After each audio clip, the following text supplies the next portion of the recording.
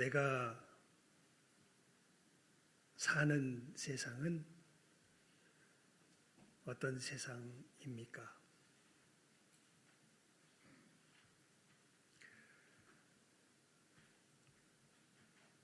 여러분, 우리가 내가 살아가는 삶의 그 현장이 누구의 세상인가 하는 것은 우리가 하나님 앞에 예배드리러 나올 때 늘 우리 속에서 먼저 점검해 보아야 할 매우 기초적이고 중요한 사항입니다. 우리가 구원받았다는 것이 무엇입니까? 예수 믿게 되었다. 이건 니고데모가 사실은 예수님께 와서 하는 질문과 관계가 있죠. 예수 믿는 가장 중요한 이유는 어디 가기 위해서 믿는 거예요. 천국에 가기 위해서 믿는 거죠. 천국에. 천국. 그러니까 우리는 어느 세상을 소망하고 바라는 사람들이냐면 하나님의 세상을 소망하며 바라는 사람들입니다. 그러니까 누구 세상이 아니라 누구 세상. 내 세상이 아니라 하나님 세상. 그러니까 이것이 정말 중요합니다, 여러분. 근데 우리는 어느 틈엔가 자기도 알지 못하는 사이에 내가 사는 이 상황을 누구 세상인 줄로 착각하고 내 세상인 줄로 착각하고 살아가는데, 사실 아무리 내 세상이라고 착각해도 변하지 않는 진리가 있는데, 이게 뭐냐면 이 세상은 누구 세상이에요? 하나님 세상이에요. 그런데 하나님 세상에서 살아가는 법을 몰라요. 이 하나님의 세상을 누구 세상인 줄 착각하고 자기 세상인 줄 착각하고 살아가는 것이 우리 인생의 모습이고, 그래서 이렇게 코로나가 오고 지구온난화가 오고 여러분의 삶에 그러한 고통과 아픔과 질병과 죽음과 이 모든 것들이 우리들 가운데 닥치는 것이죠. 왜 내 삶이 이렇게 고달퍼? 오늘 458장 불렀던 거 기억하세요? 주의 친절한 어떻게 돼요? 발에한 기세 우리 마음이 어떻게 됩니까? 평안하리니 항상 기쁘고 복이 되겠네. 어떻게 되죠? 그 다음이 영원하신 발에한 기세. 이 세상이 누구의 세상인데? 하나님의 세상인데, 이 세상이 누구의 세상인 양 착각하고 내 세상인 양 착각하고 살아가니. 그러니까 그 비유가 제일 적절한 것 같아요. 여러분, 휘발유를 넣고 움직이는 차에다가 경유도 아니고 등유를 집어넣고 그거 갖다가 엔진을 돌리면 이게 어떻게 되겠습니까? 뭐 타긴 할까요? 다 박살이 나버리게 되는 거죠. 그러한 일들이 어디에서 일어나고 있는 것입니까? 우리 인생 가운데서 일어나고 있는 것이지요. 그래서 여러분, 십계명은요 다른 것 아닙니다. 하나님의 세상이 근거한, 하나님의 세상이 돌아가는 근본 원리가 사실은 이 십계명이죠. 특별히 우리 피조물도, 우리 사람들이 이 원리 위에서 이 살아갈 때, 그래서 우리 출애굽기 20장 폈으니까요. 우리 19장 다시 한번 볼까요? 19장입니다. 출애굽기 19장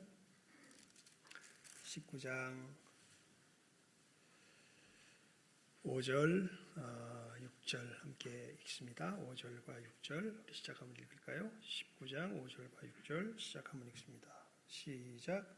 세계가 다 내게 속하였나니 너희가 내 말을 잘 듣고 내 언약을 지키면 너희는 열국 중에서 내 소유가 되겠고 너희가 내게 대하여 제사장 나라가 되며 거룩한 백성이 되리라. 너는 이 말을 이스라엘 자손에게 구할지니라. 아멘. 그러니까 간단하게 말하면 십계명 잘 지키면 너희가 거룩한 나라가 될 거다. 간단하게 말하면 그렇습니다. 한 청년이 예수님께 와서 묻지요. 내가 어떻게 하면 천국에 들어갈 수 있겠습니까? 선한 선생님이요. 이렇게 물어보니까 예수님께서 답해 주시죠. 네가 어찌하여 나를 선하다 하느냐? 선한 이는 오직 한 분뿐이시니라. 그러면서 어떻게 해라? 계명을 지켜라 라고 말하면서 십계명을 특별히 거기 보면은 하나님과 관계된 4가지 계명은 싹 빼놓은 채로 이웃과 관계된 계명부터 주님께서 쭉 이야기하셔서 계명을 쭉 이야기를 하십니다. 그러니까 그 청년이 그렇게 대답을 하죠. 다 지켰는데요, 어려서부터. 근데 예수님 뭐라 그러십니까? 네가 오히려 한 가지 부족한 것이 있다. 네 재산을 다 팔아 가난한 자들에게 나눠주고 그 후에 와서 나를 좇아라. 그러니까 어떻게 합니까? 그 청년이 근심하며 돌아가죠. 예. 여러분, 천국의 토대는요, 이 계명 위에서 계명 위에 있습니다. 예. 이 십계명 위에 있습니다. 그러면서 아까도 말씀드렸지만 여러분, 우리가 살아가는 세상은 내가 정한 대로 돌아가는 것이 아니라 하나님께서 정하신 대로 돌아가기 때문에 그렇습니다. 그래서 여러분, 이것이 정말 중요한 여러분들이 믿음의 길을 걸어가는데 우리의 믿음의 가름을, 길의 이 갈래를 결정하는 너무나 중요한 실질적인 태도가 되는데요. 무엇이 죄입니까? 죄가 무엇입니까? 어저께 우리 중고등부 아이들, 고등부 아이들 우리 세례문답을 교육을 했습니다. 거기서 죄가 무엇인지에 대해서 다시금 확실하게 알려줬었는데 여러분, 뭐가 죄입니까? 뭐가 죄입니까? 여러분의 삶에서 뭐가 죄입니까? 실제로 여러분의 삶에서 죄가 되는 건 무엇이 죄가 됩니까?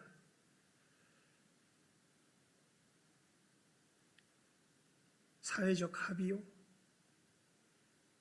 여러분이 생각하기에 나쁘게 생각되는 것이요? 이거 다 사람의 세상, 내 세상이지요. 무엇이 죄입니까? 하나님이 죄라고 말씀하시는 거예요. 이게 뭐예요? 좀 더 구체적으로 말하면 우리가 요즘 열심히 배우고 있는 무엇을 어기는 게 죄예요, 결국. 십계명을 어기는 것이 죄죠. 그러면서 여러분, 우리가 오늘 말씀에서는 이제 그 7번째 계명을 우리가 살피는 것 아닙니까? 7번째 계명이 뭐예요? 간음하지 말지니라. 잠깐은 퀴즈 모드로 우리가 이렇게 돌아가야 돼요. 예, 우리 십계명의 말씀을 살피기 때문에. 자, 4번째 계명. 예, 훌륭합니다. 2번째 계명. 고, 말며, 말라. 너를 위하여 새긴 우상을 만들지 말고 그것들에게 절하지 말며 그것들을 섬기지 말라. 예. 자, 8번째 계명. 그렇죠. 내 입새 아니죠. 8번째. 도적질하지 말지니라. 예. 9번째가 내 입새, 그렇죠. 거짓 증거, 내 입새 대하여 거짓 증거하지 말지니라. 10번째가 내 이웃의 집을 탐내지 말지니라. 예. 자, 우리 오늘 몇 번째 한다고요? 7번째. 이게 뭡니까? 간음하지 말지니라. 이 간음이 뭐냐? 간음, 이것을 알려면은 우리가 성경이 말하는 참 굉장히 중요한 기본적인 하나님이 정하신 질서에 대해서 우리가 확실하게 먼저 해둘 필요가 있습니다. 왜냐하면 이게 지금 현대 세상에서 이 하나님의 질서 자체를 뒤흔들려는 참 이 어마어마한 홍수 같은 물결이 있기 때문에 그래요. 특히 우리 여기 나이가 지긋한 분들은요, 이 홍수의 저 가장자리에 있기 때문에 이게 잘 느껴지지도 않아요. 근데 지금 여기에 앉아 있는 특별히 자기 자녀들 둔 초등학교, 중학교, 고등학교, 심지어 대학생까지 자기 자녀를 둔 사람들이라면 훨씬 더 피부에 와닿고요. 아예 지금 우리 사회에서, 학교에서 배우고 사회에서 여러 가지 이야기를 듣는 아이들이라면 이 홍수의 한가운데 있습니다. 이들은요, 결혼이 무엇인지, 남녀가 무엇인지,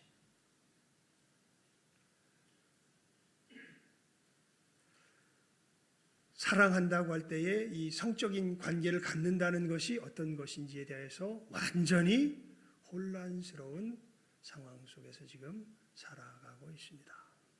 젊은 사람들은 다 마찬가지일 겁니다. 그래서 이 사람들은요, 이게 참 굉장히 위험스럽게 느껴지는 것이요. 옛날 분들은 하나님께서 정해주신 질서에 대해서 신기하게 교회에 나오지 않아도 사회 속에서 이 부분에 대해서 들을 수 있었어요. 그런데 지금은 아예 사회 자체가 하나님께서 지으신 이 질서에 대한 소리를 말살하려는 그러한 시도가 지금 우리 사회에서 계속해서 벌어지고 있습니다. 그래서 이런 이야기는 교회에서만 들을 수 있게 사실은 거의 되어져 가는 것 같아요. 그리고 여러분, 제가 차별금지법 얘기 많이 하죠. 이것이 일단은 그런 거 아니라고, 지금 얘기하는 것은 그 정도까지 얘기하는 건 아니라고, 그냥 차별을 금지하는.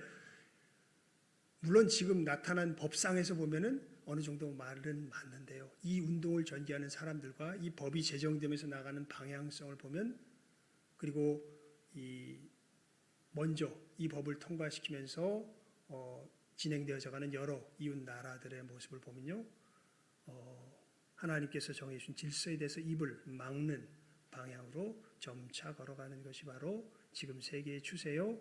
어떻게 보면 차별금지법을 통과시키면서 우리나라가 사회 전체적인 분위기 속에서 나아가려고 하는 그러한 방향이 됩니다.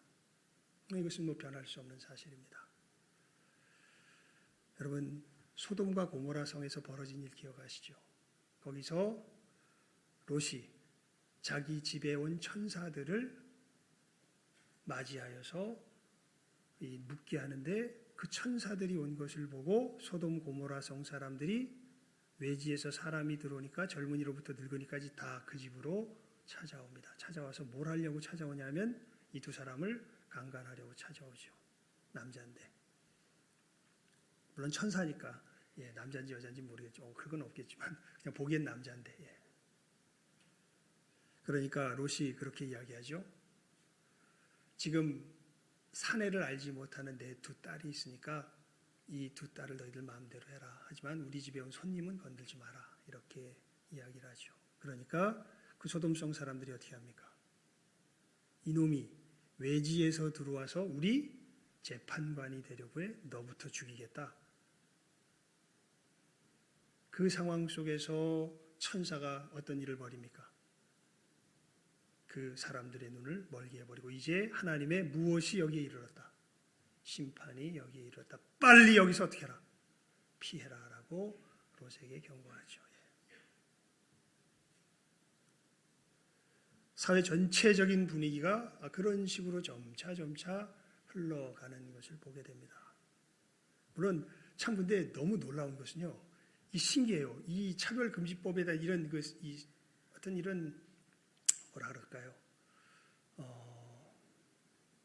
이것을 연구한 사람들이 그렇게 얘기를 하는데요. 이 마크시즘과 68 혁명 속에서의 어떤 이런 이 사상들이 결합돼서 이런 이제 큰 물결들이 전 세계를 휩쓸고 있다고 그렇게 얘기를 하는데, 다른 유럽이나 이런데 심지어 미국도 막 다 넘어가는데, 놀랍게도요, 우리나라에서는 이게 아직 15년 동안 안 넘어갔습니다. 신기한 부분입니다. 이 부분이 왜 안 넘어갔냐면요, 그 구체적인 상황을 이야기를 하는데, 신기하게 이 부분에 있어서는 우리 전 기독교 교단 자체가 연합이 돼서 기독교 교단에서 이것을 반대를 했대요. 이것을 하는 것을. 사실 여러분, 교회라고 다 반대하지는 않습니다.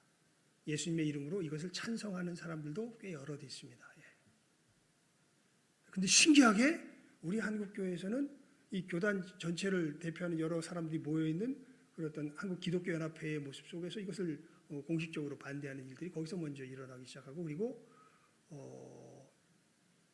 신기하게 여러 사람들, 그러니까 제가 이렇게 보게 되면요, 오히려 공격하던 사람, 이 차별금지법 같은 걸 세우려고 막 열심히 일했던 사람이 휙 뒤집어져 가지고 우리 편으로 오는 사람도 있고, 이단에서 속해 있다가 열심히 일하던 사람이 우리 편에 오는 사람, 이런 사람들이 오히려 하나님 앞에서 돌이켜가지고 목사님들보다 훨씬 더 열심히 이 법을 막기 위해서 사실은 성도들을 일깨우면서 일하는 것들을 제가 보게 됩니다. 그래서 참 하나님께서 우리 대한민국 속에서는 특별한 일을 이뤄내고 있구나라는 걸 보게 되는데, 그런데 추세 자체는 어떻게 될까요?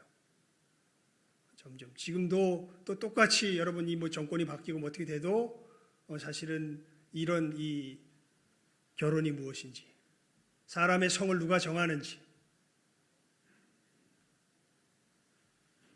동성애가 정상적인 사랑인지,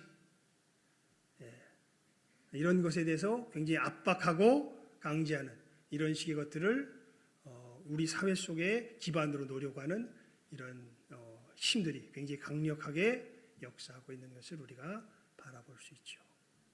어찌됐건 그래서 타법금지법이 통과되면 우리는 굉장히 괴로운 고달픈 길을 걸어가게 될 것입니다.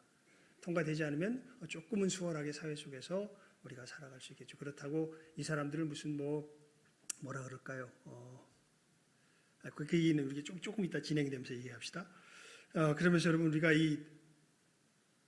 오늘 살피려는 간음하지 말지니라라는 이 계명을 바르게 우리가 이해하려면, 예전에는 이거 굳이 설명할 필요가 없는 얘기인데 이 얘기를 먼저 설명을 해야 돼요. 하나님께서 사람을 어떻게 지으셨는가.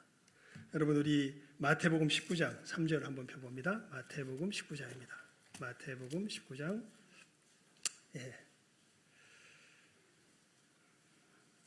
4절부터 봅시다. 4절에서 6절까지 말씀입니다.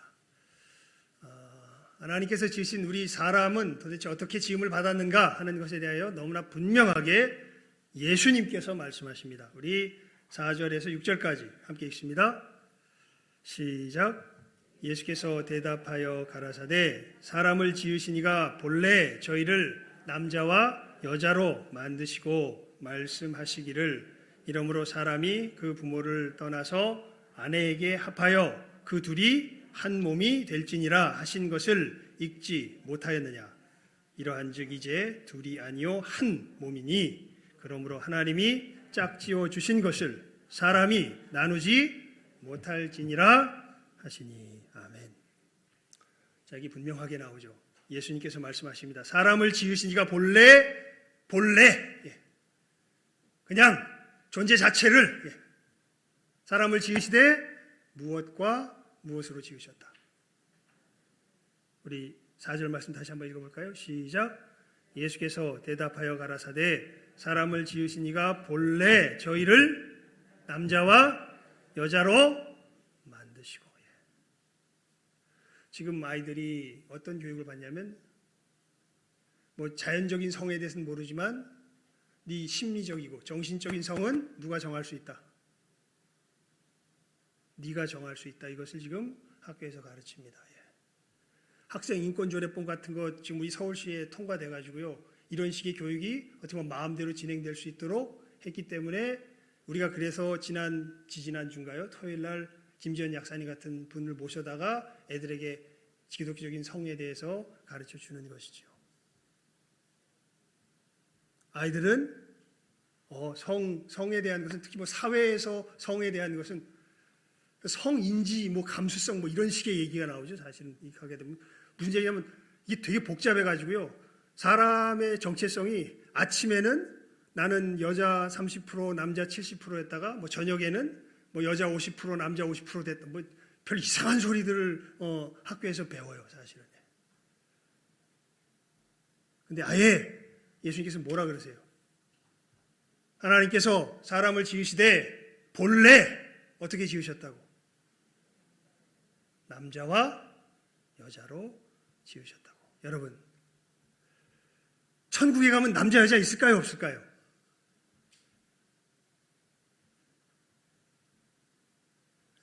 남자 여자 있을까요, 없을까요? 있습니다.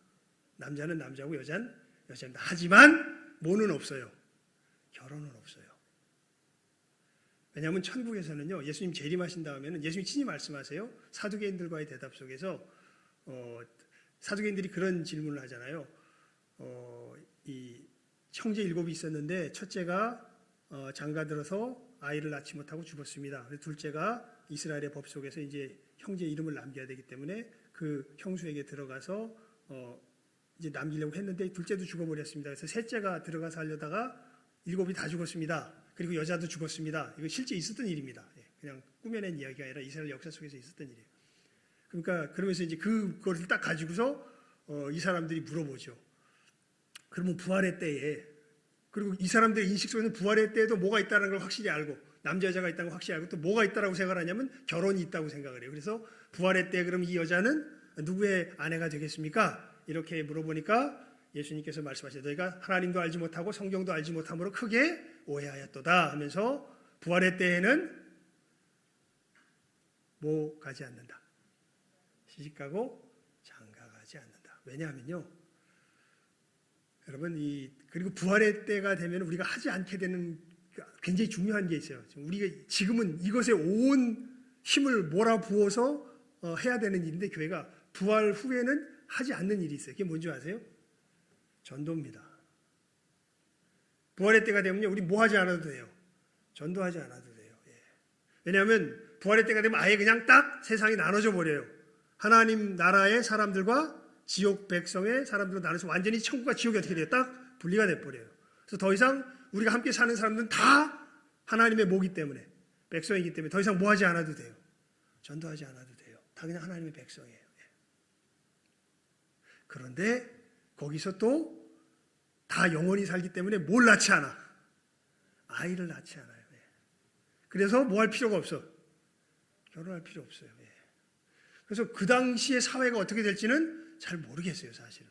예수님의 말씀에 의하면 부활의 때가 되면 한 가지 확실한 건 남자 여자는 있는데 뭐는 없어요.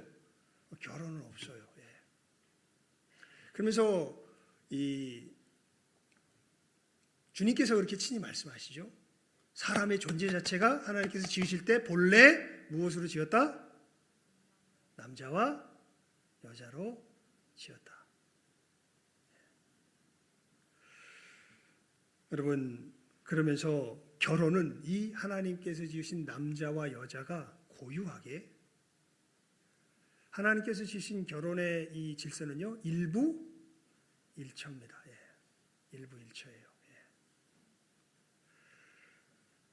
우리 5절과 6절 한번 읽어볼까요? 시작합니다. 읽습니다. 19장 5절과 6절입니다. 마태복음 시작. 말씀하시기를 이러므로 사람이 그 부모를 떠나서 아내에게 합하여 그 둘이 한 몸이 될지니라 하신 것을 읽지 못하였느냐.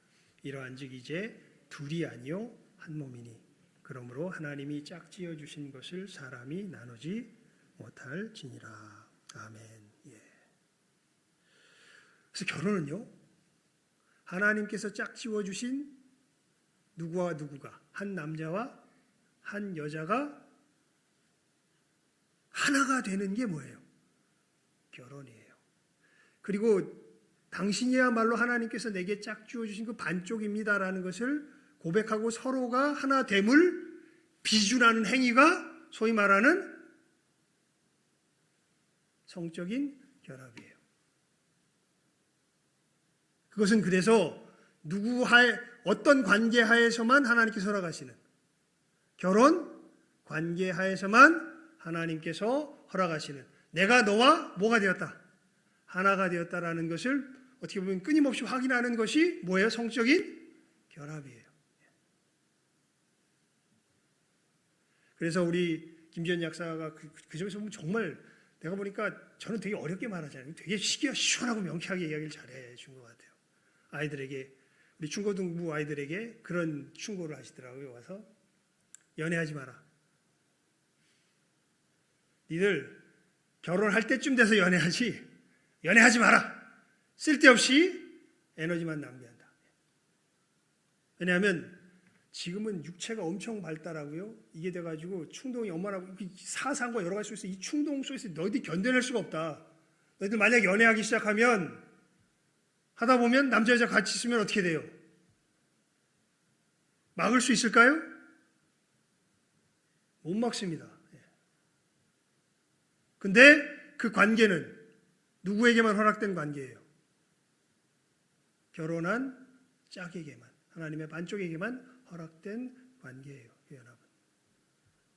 그거 할 수 있는 가장 지혜로운 방법은 언제쯤 돼서, 결혼할 때쯤 돼서 연애하는 게 제일 지혜로워요, 사실은. 그래서 아예 너희들 이 중고등학교 시절에 뭐 우정을 쌓는 건 굉장히 중요해요. 우정을 갖는 것은 굉장히 중요한데 뭐는 하지 마라.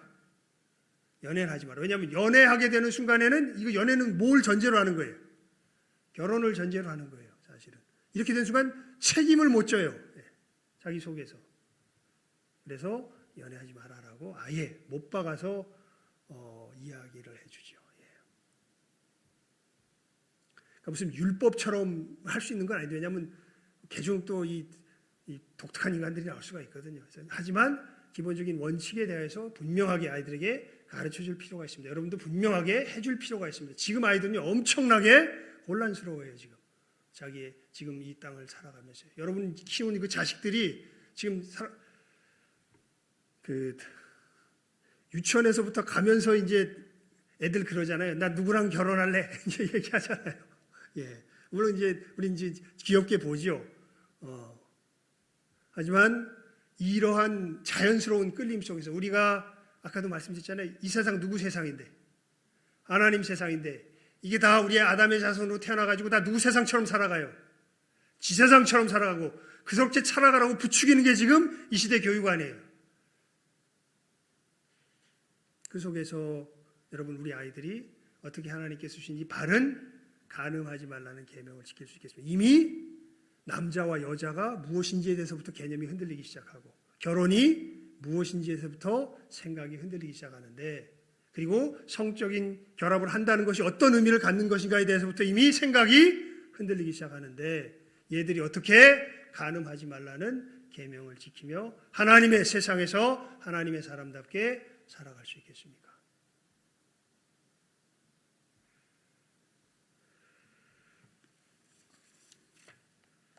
그러면서 여러분 결혼은 아까도 말씀드렸던 것처럼 하나님께서 정해주신 한 남자와 그러니까 서로 알죠. 이제 일단 결혼식장에 들어가서 맹세하기 위해서 들어가면 그 사람은 누구예요? 죽음이 우리 둘을 갈라놓기 전까지는 그 사람은 누구예요? 나의 뭐예요? 반쪽에 모한 연고 없이 음행이 뭡니까? 여기서 음행이 분명히 내 아내요, 내 남편인데 아내와 남편의 다른 이성에게 무엇을 허락한 사람이에요? 이 성적인 연합을 허락한 사람이죠. 이게 뭐예요? 음행이에요. 이것은 뭘 파괴한 거랑 똑같냐면, 그래서 성경은 하나님과의 우리와의 관계를 우리가 우상을 섬기면서 나갈 때 이것을 뭐 했다고 표현을 많이 합니까? 우리가 하나님을 향하여 호세아한테 가서 하나님께서 이야기하시죠. 호세아야, 창녀를 네 아내로 맞이하여라. 맞이하였더만 이 여자가 뽀르르 가서 다른 남자랑 뭐해요? 음행해요. 그리고 누구의 자식을 낳아요? 다른 남자의 자식을 낳아요. 하나님이 뭐라 그러세요? 가서 다시 데리고 와라.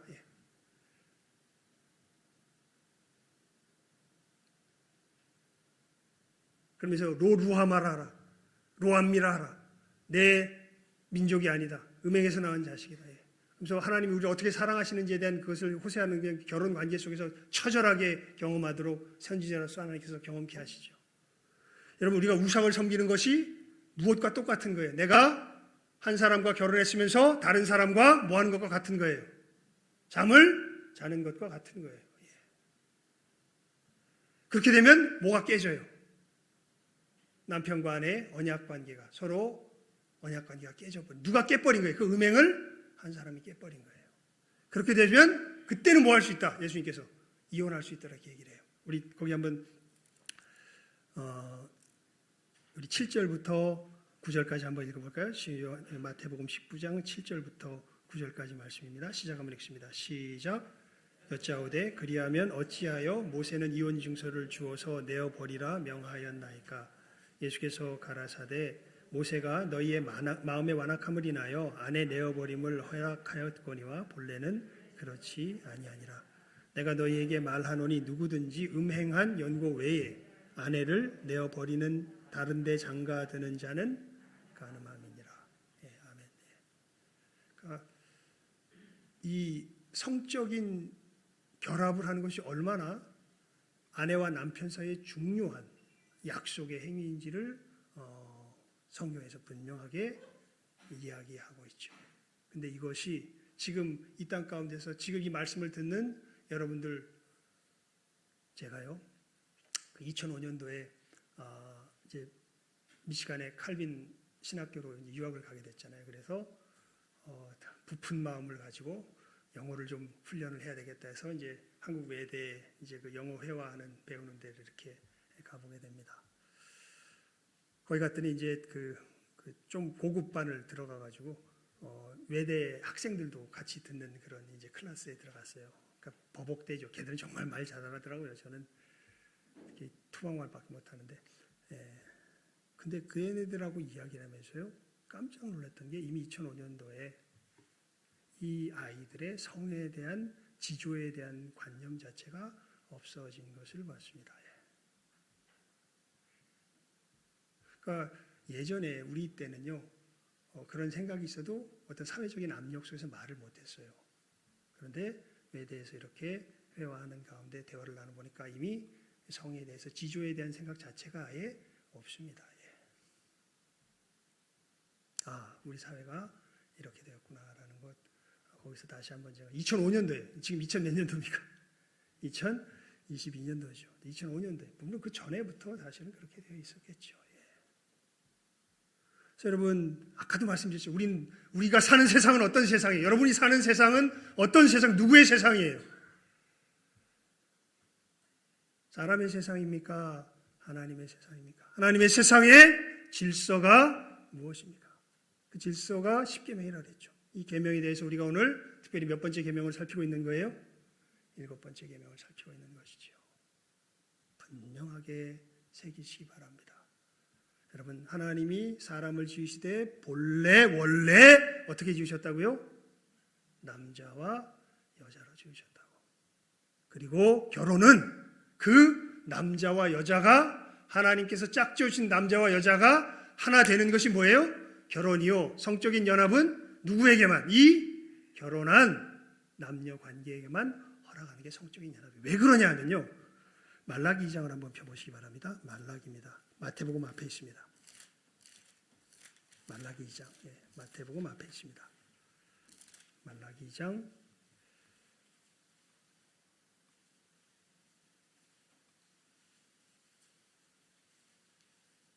14절에서 우리 13절부터 봅시다. 13절부터 15절까지. 13절부터 15절입니다. 말라기 2장 13절에서 15절입니다. 시작. 너희가 이런 일을 행하나니 곧 눈물과 울음과 탄식으로 여호와의 단을 가리우게 하도다. 그러므로 여호와께서 다시는 너희의 헌물을 돌아보지도 아니하시며 그것을 너희 손에서 기꺼이 받지도 아니하시거늘 너희는 이르기를 어찌 미니까 하는도다. 이는 너와 너의 어려서 취한 아내 사이에 여호와께서 일찍이 증거하셨음을 인함이니라. 그는 내 짝이요 너와 맹약한 아내로되 네가 그에게 괴사를 행하도다. 여호와는 영이 유효하실지라도 오직 하나를 짓지 아니하셨느냐? 어찌하여 하나만 지으셨느냐? 이는 경건한 자손을 얻고자 하심이니라. 그러므로 내 심령을 삼가 지켜 어려서 취한 아내에게 괴사를 행치 말지니라. 이 당시에는 이제 지금처럼 어떻게 보면 남녀 간의 권리가 평등, 사회 속에서 평등하지 않았죠. 그러니까 아내를 버리는 일들이 굉장히 아까 나오죠. 이 마태복음 19장에도 이혼 증서 쓸 때 이혼한다, 요리를 너무 못한다, 볼 때마다 기분이 나쁘다, 이혼이다, 이렇게 증서만 써주면 이혼이 가능했는데, 여러분 이 당시에 여자들은 사회 속에서 경제적으로 남자에 붙어있지 않으면 스스로 경제적인 활동 자체를, 먹고 사는 문제 자체가 해결이 안 되는 사회입니다. 그런데 지 마음에 안 든다고 이렇게 이혼 증서를 써서 해버리니까, 그래서 너희가 이런 일을 행하나니 눈물과 울음과 탄식으로 여호와의 단을 가리우도다. 네가 어려서 취한 아내에게 괴사를 행하는구나.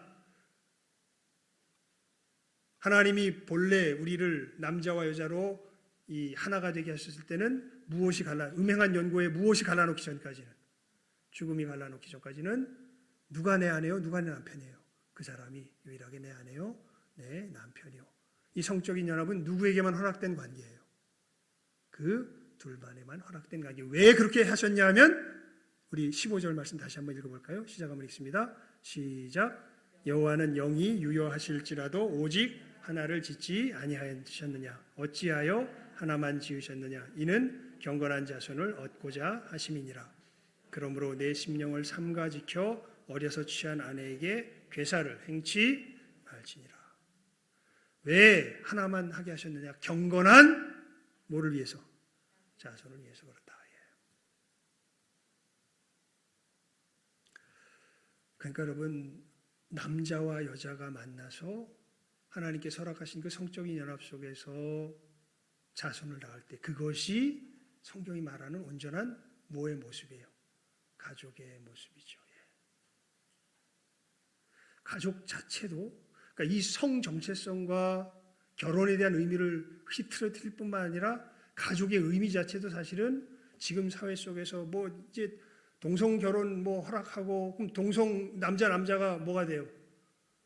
그걸 뭐 어떻게 불러야 될까요? 이제는 뭐 이 남자 여자라는 말 자체를 삭제해 버리면 결혼이라는 게 어떻게 의미를 가지는지 잘 모르겠는데, 하여튼 뭐 그런 식으로 가정을 이룬다 그러고 거기서 또 뭐 이렇게 되면 이제 여러분 둘이 부부가 됐는데 얘는 애들을 못 낳잖아요. 그럼 애는 어떻게 해? 뭐 어디 가서 입양한다는 거예요. 입양해가지고 이런 걸 우리 사회 속에서는 이제 가족으로 인정을 하려고 그러고요. 이런 속에서 자라나도록 하려는 어떤 일들을 하게 하는데, 아까도 말씀드렸죠. 우리가 사는 세상이 누구의 세상입니까? 우리는 이제 고백하면서 걸어가야 되는 굉장히 현실적인 상황 가운데 부딪혀봐요. 예전에는 이런 기본적인 질서에 있어서는 예수를 안 믿어도, 하나님을 안 믿어도 하나님의 일반 은총 속에서 이것을 인정하며 살아가는 사회가 사실 대다수의 사회였는데, 이제는 그렇지 않아요. 하나님을 세속도시가 됐죠. 이제는 하나님의 법을 버젓이 아예 소돔과 고모라처럼 아예 하나님의 법 자체를 지키는 사람을 이놈이 외지에서 들어와서 우리 재판관이 되려고 해, 너부터 없애야 되겠다 라고 법적으로 위협하는 세대에 지금 우리가 어떻게 돼요? 살아가고 있어요. 위협을 받고 있는 세대예요. 그리고 아예 이런 이야기 자체를 하지 못하도록 입을 막으려고 하는 법이 차별금지법이에요.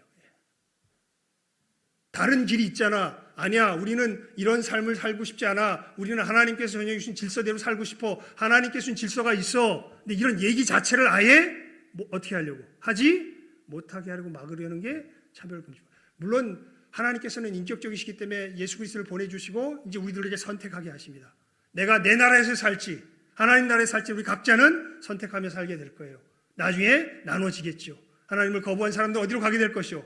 지가 주인된 지옥으로 가게 될 것이요.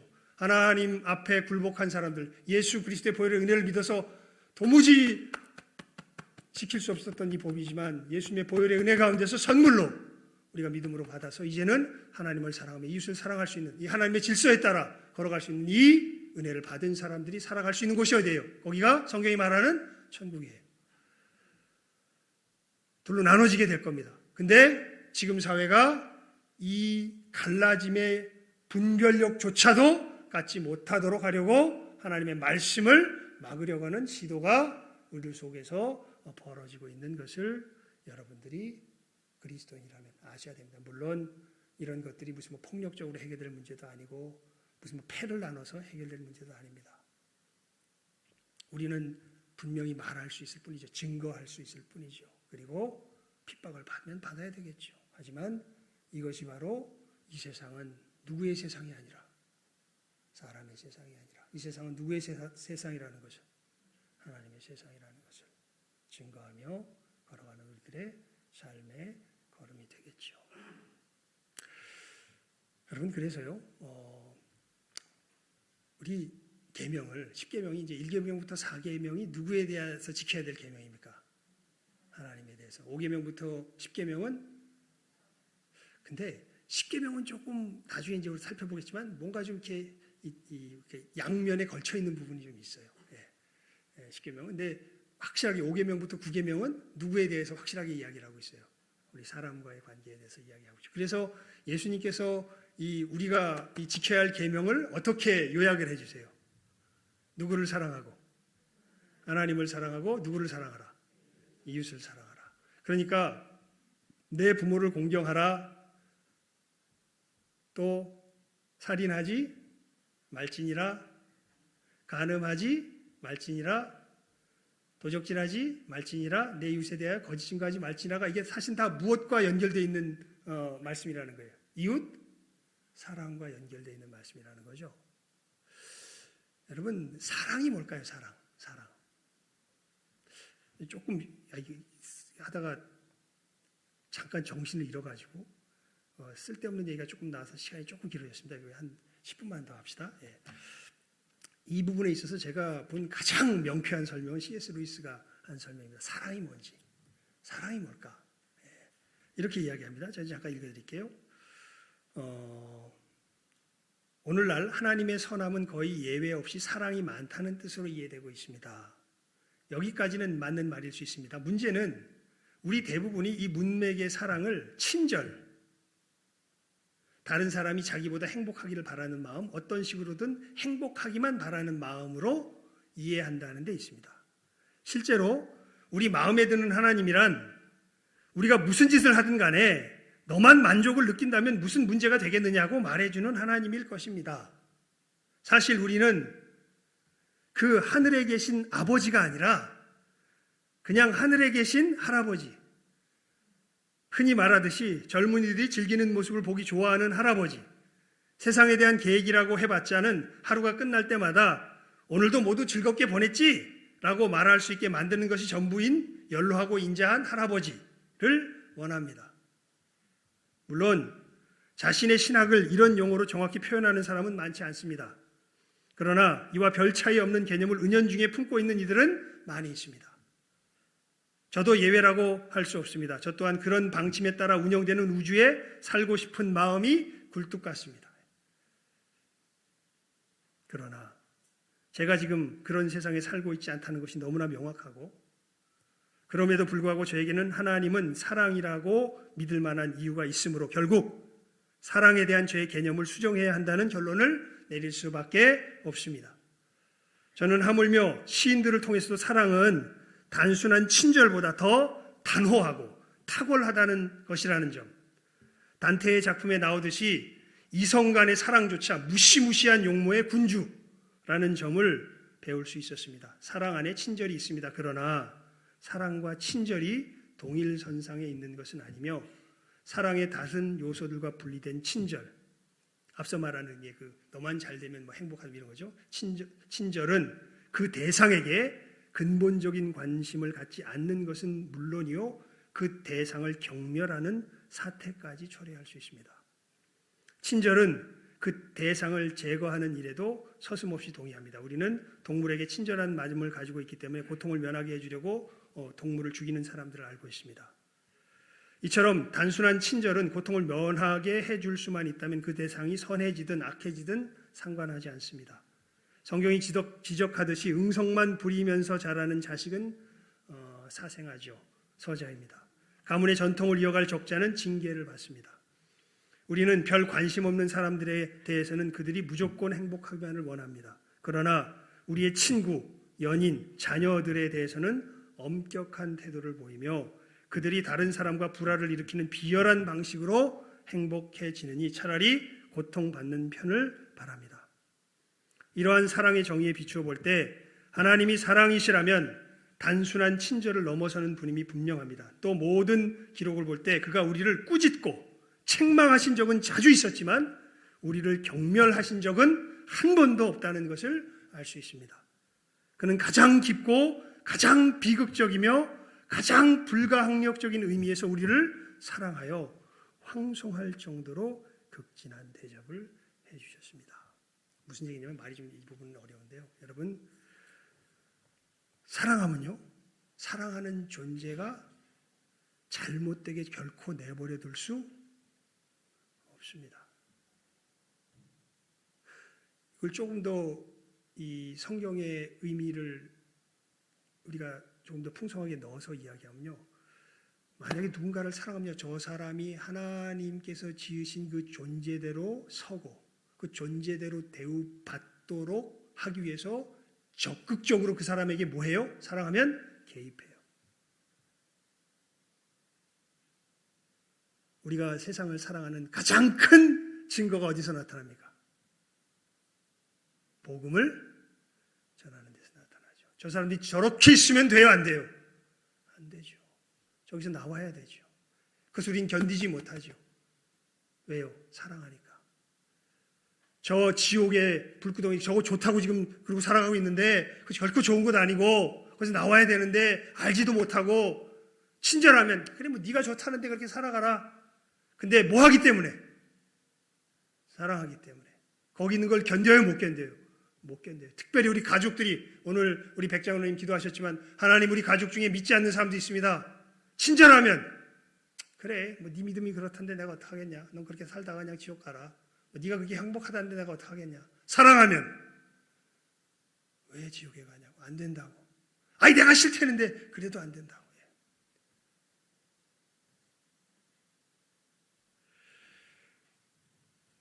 여러분 이 계명에 보면요 이렇게 하나님의 존재답게 세우는 이 영역들이 이 계명에 표현이 되어 있어요. 부모를 공경하라는 점에서는 내 이웃에게 주신 권위를 존중해 줄 줄 알라는 거죠. 살인하지 말라는 것이죠. 여러분 우리의 생명은 생각과 관계가 있잖아요. 우리 의지와 관계가 있잖아요. 내 이웃의 인격을 뭐 해주라는 거예요? 존중해 주라는 거예요. 간음하지 말라는 것은요. 이렇게 따져보면 하나님께서 내 이웃에게 주신 그 정체성을 잘 뭐 해주라는 거예요? 지켜주라는 거예요. 하나님께서 주신 정체성이죠. 그러니까 우리가 동성애다 여러 이런 이야기들을 하게 될 때 여러분 우리는 분명하게 핍박을 받는 것을 각오하더라도 그리고 최소한 일단 우리들 아이들에게 있어서만큼 그리고 우리 주변의 사람들에게 하나님께 주시는 지혜를 좇아서 그것이 아니라고 얘기해 줄 수 있어야 한다. 그 사람들이 뭘 지켜줄 수 있어야 돼요?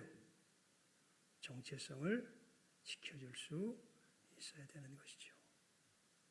이 얘기라고 말씀을 맺겠습니다. 여러분 그렇게 얘기하면 또 그러니까 이게 제일 골치 아픈 사람들이 이 문제를 가지고 기독교 가운데서 이런 것들 갖다 용인하는 사람들이 제일 골치 아파요. 그래서 그런 쪽에 있는 사람들이 주로 하는 말이 뭐냐면 어디 성경에 동성애만 이야기했냐 다른 것도 다 얘기했지 왜 동성애만 갖고 난리냐 이렇게 이야기를 하는데요. 맞습니다. 동성애뿐만 아니라 다 이야기를 하는데 이것은 우리가 로마서 1장을 보고서 우리 말씀을 맺도록 합시다. 로마서 1장. 로마서 1장입니다. 로마서 1장. 예. 로마서 1장. 예. 여러분 동성애라는 것이 어떻게 나타나게 된 것이냐면요. 22절부터 27절까지 우리 먼저 읽어봅니다. 시작하면 읽습니다. 21절부터 봅시다. 21절부터 27절까지 우리 함께 읽어봅니다. 시작. 하나님을 알되 하나님으로 영화롭게도 아니하며 감사치도 아니하고 오히려 그 생각이 허망하여지며 미련한 마음이 어두워졌나니 스스로 지혜 있다 하나 우준하게 되어 썩어지지 아니하는 하나님의 영광을 썩어질 사람과 금수와 버러지 형상의 우상으로 바꾸었느니라. 그러므로 하나님께서 저희를 마음의 정욕대로 더러움에 내어버려 두사 저희 몸을 서로 욕되게 하셨으니 이는 저희가 하나님의 진리를 거짓 것으로 바꾸어 피조물을 조물주보다 더 경배하고 섬김이라. 주는 곧 영원히 찬송할 이시로다. 아멘. 이를 인하여 하나님께서 저희를 부끄러운 욕심에 내어버려 두셨으니 곧 저희 여인들도 순리대로 쓸 것을 바꾸어 영리로 쓰며 이와 같이 남자들도 순리대로 여인 쓰기를 버리고 서로 향하여 음욕이 부릴 듯하며 남자가 남자로 더불어 부끄러운 일을 행하여 저희의 그릇 때문에 상당한 보응을 그 자신에 받았느니라. 무슨 얘기냐면요. 하나님의 영광을 우리의 정욕으로 뒤바꿔버렸어요. 즉 하나님을 버리고 정욕을 취한 거죠. 그러니까 하나님께서 어느 정도까지는 붙들어 주시다가 하나님의 그 공의의 심판 속에서 이 사람들이 자기 정욕 속에서 하나님을 버렸기 때문에 하나님도 이들을 그냥 그 정욕 가운데 어떻게 버린 거예요? 팽개쳐 버리신 거예요. 이게 우리 죄송합니다. 1장 18절 읽습니다. 시작. 하나님의 진노가 불의로 진리를 막는 사람들의 모든 경건치 않음과 불의에 대하여 하늘로조차 나타나나니. 그러니까 이 하나님께서 그들의 이 정욕 가운데로 내팽개쳐 버리는 것을 성경에서 뭐라고 표현하냐면 하나님의 진노가 뭐한 거예요? 그 사람에게 쏟아진 것으로 이야기하고 있어요. 하나님의 진노는 우리를 유기하는 것으로, 내팽개치는 것으로 나타나요. 이렇게 하나님의 진노를 받은 사람들이 그 진노 가운데 거할 때 나타나게 되는 현상이 뭐예요? 동성애예요. 그것이 26절, 27절, 1장 21절부터 27절 가운데 성경이 우리들에게 동성애가 왜 생기게 되는가에 대해서 말하고 있는 거예요. 마찬가지로 동성애만 그러냐? 아니요. 우리 28절에서 31절까지 읽어봅니다. 시작 한번 읽습니다. 시작.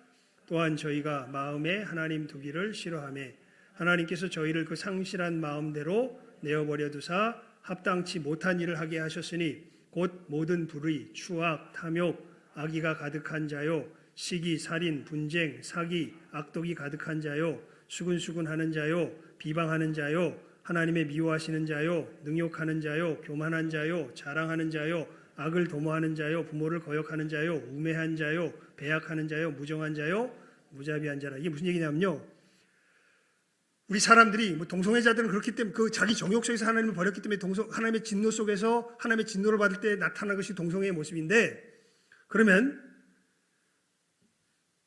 뒷담화 잘하는 사람이 있죠. 수근수근 된 사람들 괜히 와가지고 와서 막 있잖아, 너 알아? 뭐 이러면서 그냥 저기 어떤 사람들 막 뒷담화 막 하고 하는 사람들, 이 사람들도 이 동성애자들이 하나님을 버려서 하나님께 전 진노를 받았듯이 이 사람들도 이 수근수근 되고 있는 것 자체가 하나님의 뭘 받은 모습이라는 거예요. 진노를 받은 모습이라는 거예요. 수근수근하는 자요, 시기하는 자요. 여러분 마음속에 시기가 막 어마어마하게 들어오잖아요. 그렇다는 건 자기의 그 시기 속에서 마음으로 누구를 버렸기 때문에, 하나님을 버렸기 때문에 하나님께서 이 시기심 속에 우리를 내팽개쳐 두실 때 일어나는 게 그게 뭐예요? 버려두시되 하나님의 진노 가운데, 그게 시기심이라는 거예요. 비방도 마찬가지입니다. 그러니까 단순히 동성애뿐만 아니라 사실은 우리들 삶 속에 벌어지는 수많은 우리들이 악이라고 규정짓는 많은 것들이 우리가 마음에 누구를 두기 싫어하기 때문에, 하나님을 두기 싫어하기 때문에, 그래서 하나님을 버려요. 그렇다고 바로 그런 일들이 일어나진 않아. 하나님께서 우리를 붙들어 주시는 동안에는 괴로워. 양심 속에서 이러면 안 되나, 해서는 안 되는데, 그런데 계속해서 내가 그 말씀을 무시하고 버려. 여러분의 충동과 쾌락과 육신의 정욕과 안목의 정욕과 이생의 자랑을 좋아하는 여러분 마음속에서 에이 난 싫어, 하나님이 뭐라 그랬나, 난 이걸 취할 거야, 버려요. 그때 하나님의 공의의 때에 하나님께서 어떻게 하세요? 우리를 버리세요. 그 부분적으로. 그렇게 됐을 때 나타나는 대표적인 모습이 동성애와 모든 불의, 추악, 탐욕, 시기, 살인, 분쟁, 사기, 비방, 수근수근, 자랑질, 이런 것들이 다 똑같이 하나님의 진노 가운데 나타난 우리들의 모습입니다. 동성애에서 돌이킬 뿐만 아니라 이런 것을 다 우리가 어떻게 해야 돼요? 돌이켜야 돼요.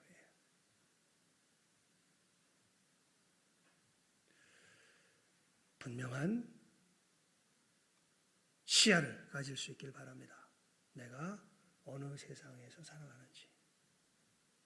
여러분들이 이것을 분명하게 이 땅 가운데서 증거할 줄 알아야 할 것입니다. 정말 혼란스러운 시대에 살고 있습니다.